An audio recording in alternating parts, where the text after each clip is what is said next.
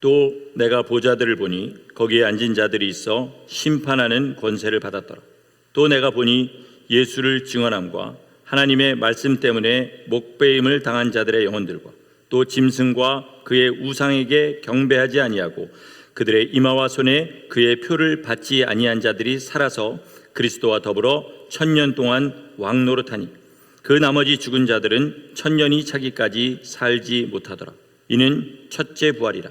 이 첫째 부활에 참여하는 자들은 복이 있고 거룩하도다. 둘째 사망이 그들을 다스리는 권세가 없고 도리어 그들이 하나님과 그리스도의 제사장이 되어 1000년 동안 그리스도와 더불어 왕노릇하리라. 아멘. 오늘은 첫째 부활에 관한 말씀을 전하려고 합니다. 지난주에 제가 말씀드린 대로 첫째 부활은 우리가 사람으로 태어나서 받을 수 있는 가장 큰 복이고 가장 큰 영광입니다. 지난주에 좀 흥미로운 일이 생겼습니다. 제가 지난주에 짐승의 표에 대한 설교하지 않았습니까? 그거를 화요일 날 유튜브에 올렸는데 2021년 최고 조회수를 벌써 갱신했습니다. 그만큼 사람들은 마지막 때에 무슨 일이 일어나는지 이거에 대해서 굉장히 관심이 많습니다. 그러나 제가 설교 마지막에도 말씀을 드리겠지만 우리가 마지막 때 일을 아는 것과 첫째 부활에 들어가는 이것은 전혀 다른 두 가지의 문제입니다. 첫째 부활은 지식으로 참여하는 것도 아니고 그리고 단순히 예수의 피를 믿는다는 그 죄사함만 믿어서 참여할 수 있는 것이 아니라 오직 믿고 순종하고 대가를 지불한 사람만 참여할 수 있는 것이 첫째 부활입니다. 자, 왜 그런지 알기 위해서 사람의 죽음과 부활에 관해서 우리 조금 설명을 하도록 하겠습니다. 여러분, 믿는 사람이 지금 죽으면 어디 갑니까? 믿지 않는 사람 지금 죽으면 어디 갑니까? 보통은 믿는 사람은 죽으면 바로 천국에 가고 믿지 않는 사람은 지옥에 간다 이렇게 말씀합니다. 그런데 성경은 조금 관점이 다릅니다. 제가 미국 오기까지 가졌던 의문 중에 하나가 뭐였냐면 내가 예수 믿고 죽어서 천국에 가면 그러면 예수님이 이 땅에 재림하셔서 심판하실 때는 그럼 내가 천국에서 잠시 내려와서 심판 자리에 있다가 다시 천국으로 가나? 지옥 가는 사람 그럼 지옥 갔다가 다시 심판 자리로 올라와서 심판받고 다시 지옥으로 가나? 그럼 그 사람들은 좀 쉬겠네. 이런 생각들을 했습니다. 근데 성경에 보니까 그 답이 있어요. 우선 예수님이 십자가에 달려 돌아가실 때 좌우편에 강도들이 있었습니다. 그 오른쪽 강도가 예수님께 이렇게 얘기하죠. 주여, 당신의 나라에 임하실 때 나를 기억하소서. 그랬더니 예수님께서 뭐라고 하신지 기억하십니까? 오늘 내가 나와 함께 낙원에 있다 이렇게 얘기하셨어요. 그러니까 지금 예수 믿고 구원받은 사람이 죽으면 어디 가느냐? 낙원에 갑니다. 바울 사도는 이것을 예수 안에서 잔다 이렇게 표현합니다. 그리고 마지막 심판이 다 끝나고 정리된 후에 열리는 것이 뭐냐? 새하늘과 새 땅입니다. 이 계시록 21장과 22장에서야 등장하는 거죠. 그러니까 예수 믿은 사람이 지금 죽으면 낙원에 가고요. 그리고 마지막에 모든 것이 정리된 후에 새하늘과 새 땅에 들어갑니다. 지옥은 어떻습니까? 지옥도 아직 열리지 않았습니다. 계시록 19장에 보면 짐승과 거짓 선지자가 불과 유황으로 타는 못에 산채로 던져지는 장면이 계시록 19장에 가서야 나옵니다. 그리고 20장에 모든 사람이 다 부활해서 심판을 받는데 생명책에 이름이 기록되지 않은 사람은 그제서 불과 유황으로 타는 못에 참여하게 된다. 그러면 믿지 않는 사람이 지금 죽으면 어디 갑니까? 누가복음 16장에 보면 자색옷 입은 부자와 거지 나사로에 대한 이야기가 나옵니다. 나사로는 어디 가냐면 아브라함 품으로 가고, 자색옷 입은 부자는 어디로 갑니까? 어디에서 고통 중에? 음부에서 고통 중에 이렇게 얘기합니다. 자, 계시록 20장에 보면 이 음부에 관한 얘기가 다시 한번 나오는데 우리 한번 읽어보도록 하겠습니다. 제가 읽겠습니다. 눈으로 따라오시기 바랍니다. 바다가 그 가운데에서 죽은 자들을 내주고 또 사망과 음부도 그 가운데서 죽은 자들을 내주매 각 사람이 자기의 행위대로 심판을 받고 사망과 음부도 불못에 던져지니 이것은 둘째 사망 곧 불못이라. 이 불못이 곧 지옥입니다. 지옥이 열리기 전에 믿지 않고 죽은 사람들은 사망과 음부와 바다에 있습니다. 그 이상한 성경에 더 설명하지 않기 때문에 이것이 무엇인지 저는 설명할 수 없습니다. 분명한 것은 아직 영원한 형벌의 불못은 열리지 않았다는 겁니다. 그런데 이 천국과 영원한 지옥과 영원한 천국이 열리기 전에 천국의 기쁨을 누리는 사람들이 있는데 이 사람들이 누구냐? 바로 첫째 부활에 참여하는 사람들입니다. 이 첫째 부활은 언제 일어나냐면 예수님이 공중에 재림하실 때 일어납니다. 데살로니가전서 4장 16절과 17절 말씀 제가 읽도록 하겠습니다. 주께서 호령과 천사장의 소리와 하나님의 나팔 소리로 친히 하늘로부터 강림하시리니 그리스도 안에서 죽은 자들이 먼저 일어나고 그 후에 우리 살아남은 자들도 그들과 함께 구름 속으로 끌어올려 공중에서 주를 영접하게 하시리니 그리하여 우리가 항상 주와 함께 있으리라. 그리스도 안에서 죽은 자는 누구를 말하냐면 예수님 믿고 구원받아 지금 낙원에서 자는 자들을 말합니다. 근데 그 사람들이 다 첫째 부활에 참여하는 것이 아니라 그 중에 첫째 부활에 참여하기에 합당한 사람들만 참여합니다. 그들은 주님께서 이 땅에서 부활하셨던 것 같은 그런 몸으로 다시 부활해서 그 몸으로 이 땅에서 살다가 천년왕국을 거쳐서 영원한 삶으로 들어가는 것이 되는 거죠. 그리고 주님이 오실 때에 여기에 살아있는 성도들 중에 그 믿음이 첫째 부활에 합당한 사람들도 호련히 그 몸이 변화하여서 들림을 받게 되는데 이거를 흔히 휴거다, 랩처다 영어로 그렇게 이야기합니다. 그동안 위에서는 혼인잔치가 벌려지고 땅에서는 대환란이 일어나게 되죠. 지난주에 말씀드린 대로 이 첫째 부활이 있기 전에 짐승의 표가 나오기 때문에 우리 성도들도 어느 정도의 어려움은 겪습니다만 믿음이 있는 사람들은 얼마든지 이길 수 있는 정도의 환란입니다. 그러나 이 대환란은 주님께서 뭐라 그러셨냐면 만약에 하나님께서 그 택하신 자들을 위해서 그날들을 감하지 않으셨다면 구원받은 육체가 없다 하실 정도로 끔찍하게 어려운 그런 환란입니다. 그리고 이 환란이 끝나면 그리스도께서 땅에 임하셔서 이 땅에 1000년 동안에 그리스도께서 다스리시는 나라가 이루어진다. 이것이 오늘 본문의 전체적인 내용입니다. 문제는 이 첫째 부활에 참여하려면 값을 치러야 된다는 것입니다. 멸망에서 구원받는 것, 죄 씻음 받는 것은 우리로서는 도저히 그 값을 지불할 능력이 없기 때문에 하나님께서 일방적으로 아들을 보내셔서 그 값을 치러주셨어요.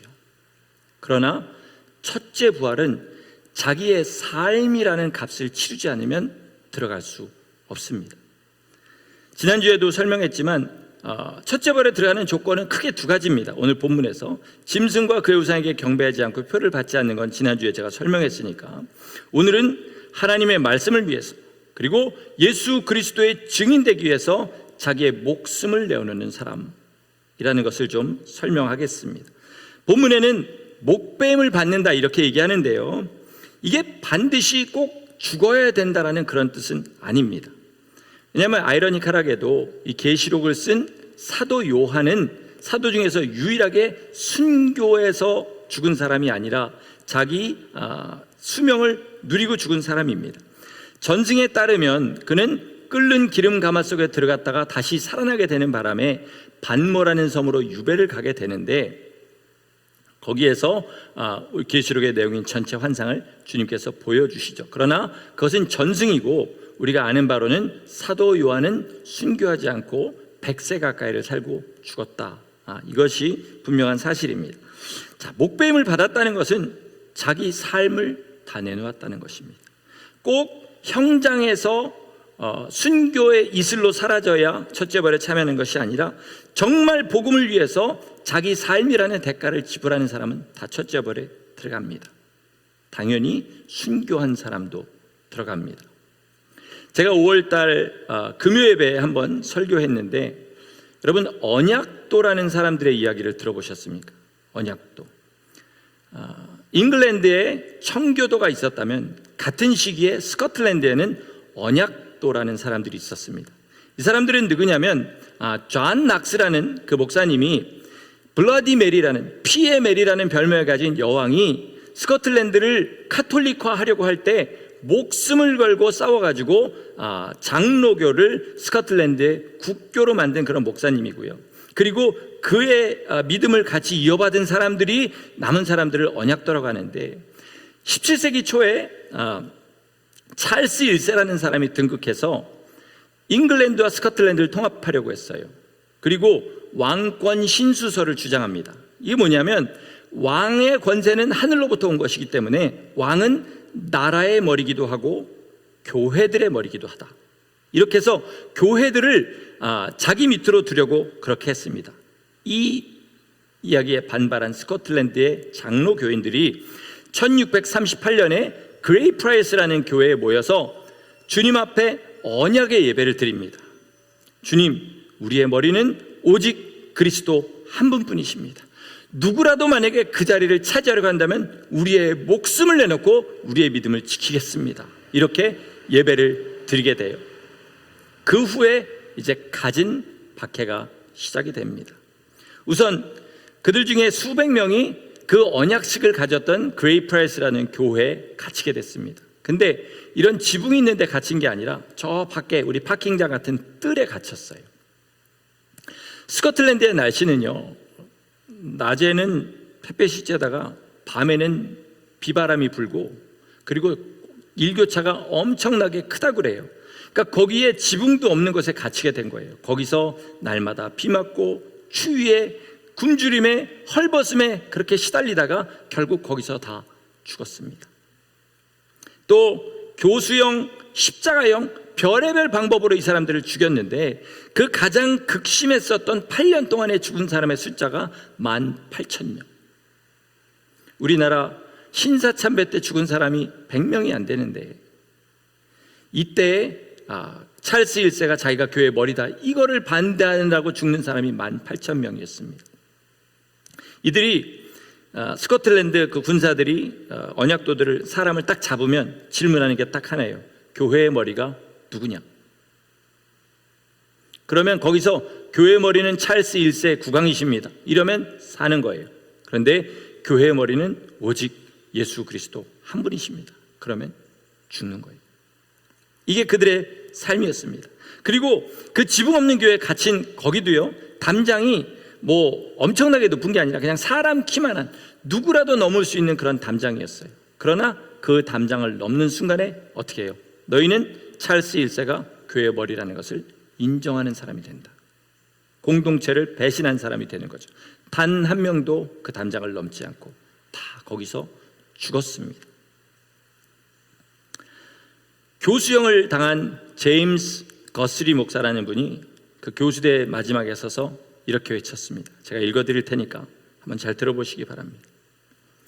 예수 그리스도는 나의 생명이며 빛이며 의이시며 힘이시며 구원이시며 모든 것 되십니다.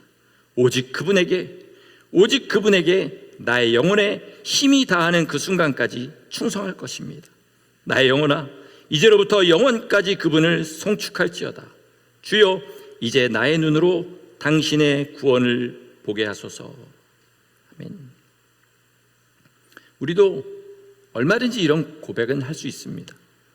우리 오늘 부른 찬양만 해도 주님은 나의 산성, 주님은 나의 요새, 주님은 나의 소망 했습니다. 그러나 이 목사님은 자기의 목숨을 내놓고 입술의 고백과 자기의 삶의 제물을 동시에 드렸을 때 하나님께서 그 사람의 믿음을 받으시고 영혼을 받으시는 것입니다. 이런 사람들이 어디에 들어가느냐? 첫째 부활에 들어가는 것입니다. 이렇게 죽는 것을 신학적인 용어로 적색 순교다 이렇게 얘기해요. 문자 그대로 피를 흘려서 뻘겋게 죽는 것이죠. 그런데 백색 순교라는 것이 있습니다. 그건 뭐냐면 죽음을 당하지는 않았지만 정말로 그 사람이 삶의 그런 순간을 맞이하면 얼마든지 자기 목숨을 내놓을 만큼 자기 삶을 다 들여서 주님을 증거하고 하나님 말씀대로 사는 것, 이것이 바로 백색 순교입니다. 마가복음 10장 29절에서 30절 말씀에 이 백색 순교에 대한 말씀이 있으니까 한번 같이 나눠보겠습니다. 제가 읽겠습니다.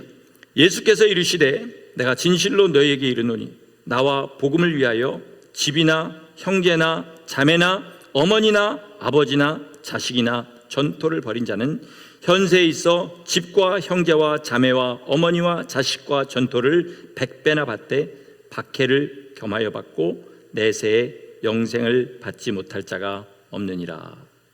아멘. 이게 바로 백색 순교예요.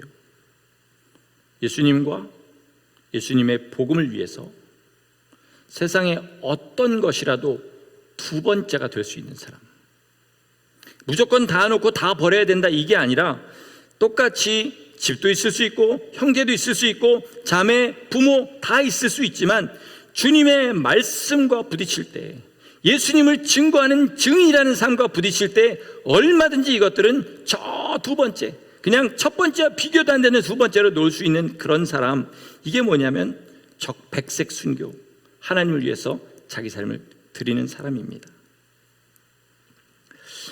제가 정말 하려는 얘기는 지금부터입니다. 많은 사람들이 첫째 부활을 얘기하면 굉장히 겸손한 것처럼 이렇게 이야기해요. 나는 구원받은 것으로 만족합니다. 첫째 부활, 나 같은 게 어떻게 거기 들어갑니까? 이렇게 이야기합니다. 맞습니다. 우리 같은 죄인이 어떻게 감히 주님과 같은 그 보좌에 앉아서 영원히 다스리는 그것을 소망할 수나 있겠습니까? 정말 이렇게 말하면서 온 힘을 다해서 주님 뜻대로 산다 그러면 그 사람은 성도 맞습니다. 겸손하게 하나님 뜻대로 사는 성도 맞아요. 그러나 이 말을 하는 이유가 첫째 부활에 합당한 삶을 살고 싶지 않아서, 다시 말해서 대가를 지불하고 싶지 않아서 그런 말을 한다면 그 사람은 애초에 그 사람이 성도인지 의심해 봐야 된다는 것입니다. 여러분, 이 시대에 구원에 관한 두 가지 신학 사조가 있습니다. 하나는 뭐냐면 칼비니즘, 저는 네오 칼비니즘이라고 부르고 싶은데 한 번 구원은 영원한 것이다. 하나님이 한 번 구원하신 사람을 절대로 포기하지 않으신다. 또 하나는 뭐냐면 구원은 이루어나가는 것이다. 하나님께서 구원을 허락하셨지만 삶으로 그렇게 주님 뜻대로 살아서 완성하는 것이다. 두 가지의 사조가 있어요. 문제는 이 둘 다 성경에서 찾으면 말이 된다는 것입니다. 반대되는 의견이 있지만 말이 된다는 것이에요. 그런데 제가 이 성경을 계속 묵상하면서 깨닫는 것은 하나님께서 이것을 정확하게 뭐라고 얘기하지 않으시고 이렇게 애매할 수 있도록 내버려 두신 것은, 중요한 것은 그게 아니기 때문입니다. 아멘이십니까? 한 번 구원은 영원한 구원이라 그렇게 믿어서요, 만약에 그게 너무 감사하고 하나님께서 나 같은 것을 구원하시고 놓지 않고 끝까지 인도해 나가신다, 이게 너무 감사해서 하나님 뜻대로 살고 예수님을 복음을 전하고 거기에 자기 삶을 바친다, 그럼 그 믿음이 그 사람한테는 복된 믿음입니다. 문제는 뭐가 문제냐면 한 번 구원받았으니까 그 다음부터 나는 구원받았으니까 죄 짓는데 담대해지고 하나님이 뒷전으로 밀려버리는 그런 삶을 산다. 그러면 제가 분명하게 말씀드릴 수 있는 것은 구원에 대한 얘기는 모르겠으나 첫째 부활에는 그런 사람은 절대로 못 들어갑니다. 또 구원은 주님이 허락하신 선물인데 삶으로 열심히 주님 뜻대로 살아나가서 구원을 이루는 것이다, 이렇게 믿어서 하나님을 경외하게 되고 그리고 상급을 바라보고 열심히 주님 뜻대로 살, 그렇게 되는 믿음이라면 그것은 그 사람에게 복된 믿음입니다. 그런데 그것 때문에 하나님을 공포스럽게 두려워하고 노예처럼 부들부들 떨면서 그렇게 신앙생활을 한다 그러면 그것도 역시 문제가 많다는 것입니다. 중요한 것은 내가 뭘 믿느냐가 아닙니다. 내가 오늘 예수 그리스도의 증인이냐, 내가 오늘도 살아가는 기준이 하나님의 말씀이냐, 이것이 가장 중요하다는 것입니다. 여러분, 성도라면 마땅히 첫째 부활에 들어가기를 온 힘을 다해야 됩니다. 겸손하게 나는 첫째 부활 같은 거 별로 바라지도 않습니다, 이런 사람은 주님을 오히려 모독하는 거예요. 주님이 피를 흘리실 때 우리에게 첫째 부활의 그 거룩한 영광까지 다 허락하시고 우리에게 하도록 하신 것입니다. 그러므로 주님의 은혜가 감사하다면 첫째 부활을 향해서 나가야 됩니다. 그러려면 하나님의 말씀에 목숨을 걸어야 됩니다. 어떤 사람이 이런 사람들이냐, 신사참배 때 순교하신 분들, 우상을 세우지 말고 나 외에 다른 신에게 절하지 말라, 이 말씀 붙들고 자기 목숨 내놨습니다. 이게 뭐냐면 하나님의 말씀 때문에 목배임을 받는 것입니다. 또 예수님을 증거하는 일에 목숨을 걸어야 됩니다. 교회에 사람을 데리고 오는 거 말고요, 나를 위해서, 세상의 모든 사람을 위해서 십자가에 달려 돌아가신 예수님의 사랑, 예수님의 고난, 예수님의 부활, 그리고 우리에게 마지막으로 맡기신 그 사명들을 자기의 삶의 주업으로 삼고 나가야 됩니다. 이런 사람이 첫째 부활에 동참한다는 것입니다. 이거는요, 목사나 평신도나 똑같이 가진 사명입니다. 마태복음 28장 19절에 너희는 가서 모든 민족을 제자로 삼아 아버지와 아들과 성령의 이름으로 침례를 주고 내가 너에게 분부한 모든 것을 지켜 가르치게 하라. 사도행전 1장 8절 오직 성령이 너에게 임하시면 너희가 권능을 받고 예루살렘과 온 유대와 사마리아와 땅끝까지 이르러 내 증인이 되리라. 자, 이 두 말씀에 너희는 누굽니까? 사도들입니까? 아니면 거기 있던 120문도들입니까? 아니지요. 바로 그 말씀을 듣는 모든 사람들입니다.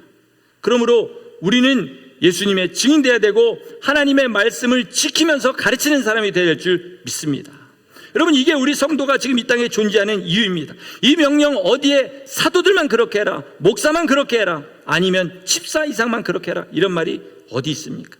예수 믿고 구원받았으면 다 이 삶을 살아내야 되는 것입니다. 만약에 나는 거기까지만 필요 없고 그냥 구원만 받으면 감사합니다, 이러면 실제로 그 말은 나는 안 믿습니다, 이 말이나 똑같은 것입니다.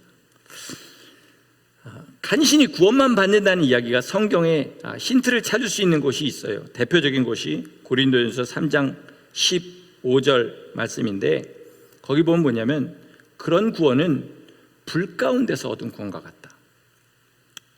그럼 9월 1일 날 홍수가 나가지고 그때 토네이도 도고 이래서 모든 것을 다 잃은 사람들이 있는데요, 불 가운데서 구원을 얻었다는 것은 아무것도 없이 지옥만 면했다, 이 뜻이라고 생각하시면 됩니다.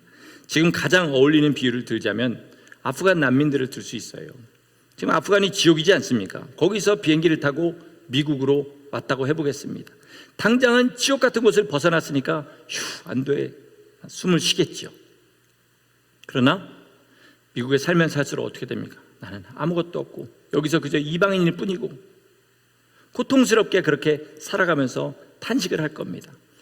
이 사람들은 어차피 초이스가 없었습니다. 그러나 우리 믿는 사람이 만약에 첫째 부활에 들어가지 못하게 된다면, 그러면 그 억울함, 그 정말 이를 갈면서 후회하는 것이 얼마나 될지 한번 생각해 보시기 바랍니다. 여러분, 지금 날마다의 삶이 주의 말씀대로 사는 것, 이게 내 삶의 기준이 아니고요, 예수님을 증거하고 복음을 전하는 것, 이것이 내 삶의 궁극적인 목적이 아니라면요, 오늘 성경의 말씀이 정말 주님이 하신 말씀이라면 그 사람은 첫째 부활에 못 들어갑니다. 자, 겁을 먹으시라고 하는 말은 아닌데요, 더 무서운 사실이 하나 있습니다. 뭐냐면 만약에 주님이 오늘 임하셨는데 어떤 사람들은 첫째 부활에 동참하고 만약에 나는 남는다면, 그러면 아까 말씀드린 그 대환란을 통과해야 부끄러운 구원이라도 받게 된다는 사실입니다. 그러므로 우리는 첫째 부활에 반드시 들어가야 될 줄 믿습니다. 그러려면 오직 하나님만 섬겨야 됩니다. 하나님과 재물과 세상을 겸하여 섬기시면 안 돼요. 오직 예수님의 이름과 십자가 복음만 증거해야 됩니다. 내 이름의 명예를 위해서 살아가면 안 됩니다. 주님의 말씀은요, 너 첫째 부활에 들어오고 싶니? 그럼 이렇게 살아라고 겁을 주시는 게 아니에요. 진실한 성도는, 진짜 거듭난 성도는 다 첫째 부활에 들어갑니다. 그 첫째 부활에 들어갈 만한 거듭난 성도는 반드시 하나님의 말씀 때문에 목숨을 걸고 주님의 복음을 전한 일에 자기 삶을 다 바치게 된다는 것입니다.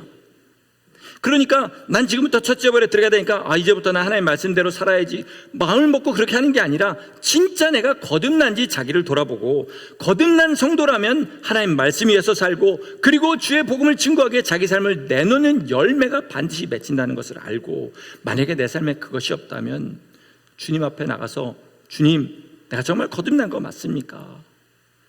내 믿음을 다시 한번 확인시켜 주시옵소서. 이렇게 나가서 주님의 도움을 받아야만 이 일을 반드시 할 수 있습니다. 이거는 제가 만든 이야기가 아니라 성경에 있는 이야기를 쭉 말씀을 드렸습니다. 주님의 목적은 우리에게 겁을 줘서 억지로라도 신앙생활을 하게 하시는 것이 아니라 주님의 사랑을 안 자, 십자가를 아는 자는 당연히 이 길을 걷게 돼 있으니까 너희 지금 삶을 바라보고 한번 너희 믿음을 확인해 봐라, 이렇게 말씀하시는 것입니다. 말씀을 마치겠습니다.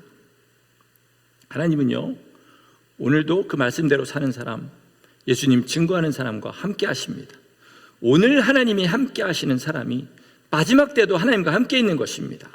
아멘이십니까?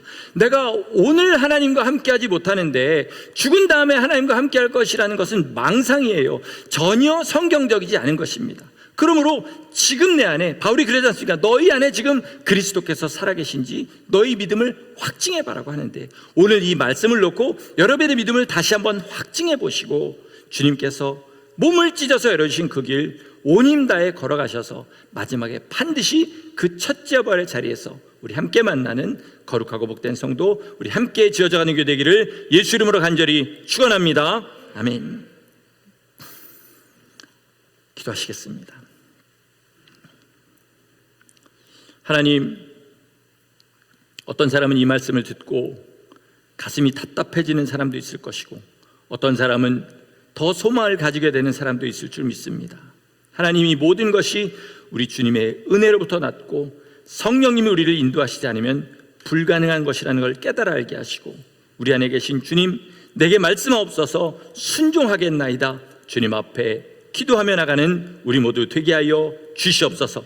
선줄로 앉아는 넘어질까 조심하라 말씀하신 대로 하나님 주님 앞에 설 때까지 절대로 교만하거나 절대로 안심하지 않게 도와주시고, 오직 첫째 부활의 표대를 향하여 온 힘을 다하여 달려나가는 우리 성도들 다 되게 하여 주시옵소서. 부활의 첫 열매 되신 우리 주 예수 이름으로 감사하며 기도드렸습니다. 아멘.